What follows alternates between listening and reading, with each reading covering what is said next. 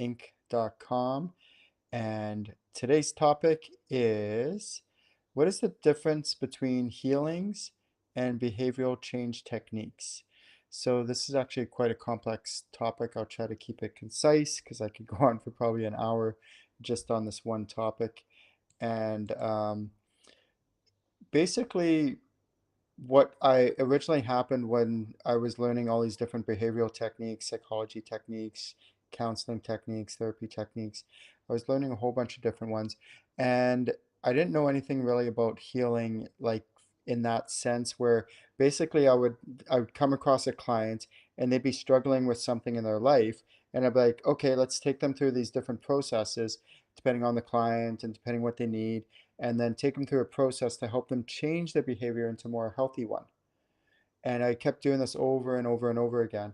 And it was working fine, it was working great. But every once in a while, there was some people where I was really struggling with helping them with certain things. So then what I started doing was I started doing healing on that person. And then sure enough, those behavioral techniques that I was struggling with, they would all of a sudden start working for these certain people that were really struggling with these certain areas of their life that they were trying to make healthier behaviors, healthier kind of attitudes, and could be family life.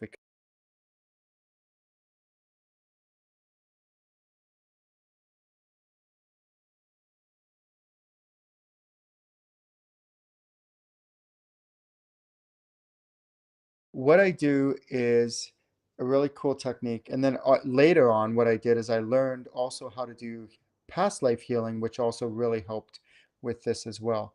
So basically, what I do with my clients is majority of the cases, it depends on who it is and what it is and all that, but there's a whole bunch of different variables.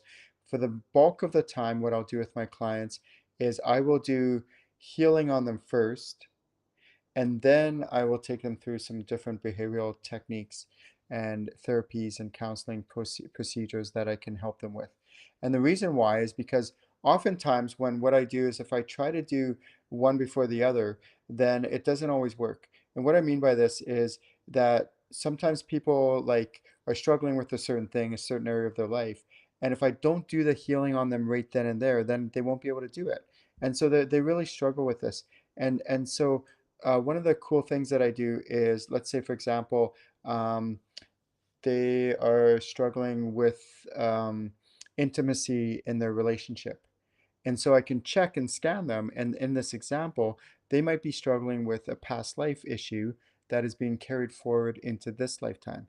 So what I can do is I can clear and heal that past life challenge that they're having and clear it once and for all so that in this lifetime, when I do help them make that behavioral change, they're more likely able to do it.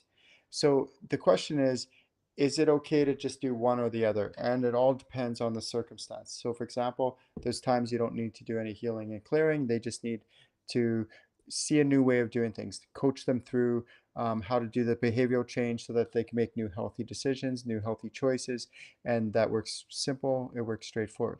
Other times, I don't do any of that. I just do healing and clearing on them.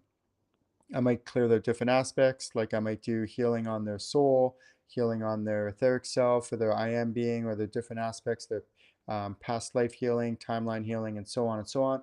I don't do any of the other stuff, and then they're fine, they're off to the races, and they're making amazing changes in their life. Oftentimes, though, I need to do both. I need to do the healing and clearing and then the behavioral change techniques. So both can really work very well. And what the difference though is without channeling, I'm just guessing. I don't really know what I'm doing, or, I can kind of just, take someone through this technique or that technique and hope it works. But with channeling, I can check, and I use a technique called medical mediumship where I actually scan the person and I find out the root cause of what's going on with them. And then with that, then I know exactly very precisely, like precision healing basically, of what to heal that's causing the challenge in that person's life. And I'll give you a little hint. Oftentimes, what people are struggling with in their life is multifaceted, meaning there's multiple components that are causing the struggle in their life. So let's say, for example, the intimacy example, they're struggling with intimacy in their relationships. And so what I can do is I can very precisely identify, okay, we need to do past life healing. We need to do childhood mummy issues. Like who doesn't have that, right? You know, parental issues and challenges and stuff like that. Um, in this case, I might need to do Akashic Records healing, because there could be Akashic Records, things that are written into that person's Akashic Records that are being carried forward into this lifetime. So I need to do Akashic Records healing, and so on and so on. And then I clear, and again, I work with my spirit guides and their spirit guides, and then I do the medical mediumship technique, all three combined at the same time.